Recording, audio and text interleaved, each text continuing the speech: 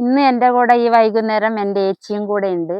ഏച്ചിക്കും ഇതേപോലെ ഞാൻ വയലിൽ വരുമ്പോൾ പുള്ളിക്കാരിക്കും ഇങ്ങനെ വരണം, എന്താ എന്നെ കൂട്ടിക്കൂടെ, ഞാൻ എന്താ പാട്ട് പാടൂല എന്നെല്ലാം, അതുകൊണ്ട് ഇന്ന് എൻ്റെ കൂടെ വന്നിട്ടുണ്ട്.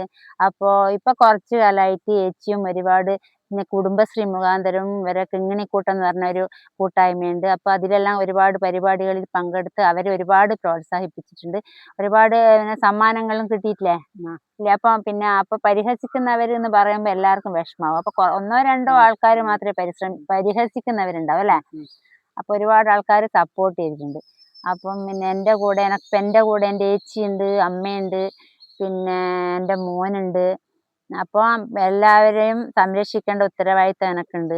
അപ്പോൾ ഇനിയിപ്പോൾ ഇങ്ങനെ ഒരു യൂട്യൂബ് ചാനൽ തുടങ്ങുന്ന ഉദ്ദേശം, അതിൽ നിന്ന് എന്തെങ്കിലും വരുമാനം കിട്ടുകയാണെങ്കിൽ അതും കൂടെ ഒരു മുതൽക്കൂട്ടാവും എന്നുള്ള ഉദ്ദേശത്തോട് തന്നെയാണ് തുടങ്ങുന്നത്. അപ്പോൾ അതിനെ എല്ലാവരും സപ്പോർട്ട് ചെയ്യണം. ആരും പിന്നെ അത് എൻ്റെ ഒരു ഒരു എന്താ പറയേണ്ടത്, എൻ്റെ ഒരു ചീത്ത സ്വഭാവമായിട്ടൊന്നും കാണണ്ട. കാരണം എനിക്ക് വേറെ കുറേ ഉദ്ദേശങ്ങളുള്ളത് കൊണ്ട്, നല്ലൊരു ഉദ്ദേശങ്ങളുള്ളത് കൊണ്ടാണ് ഞാൻ ഈ ചാനൽ ഇങ്ങനെ തുടങ്ങിയത്.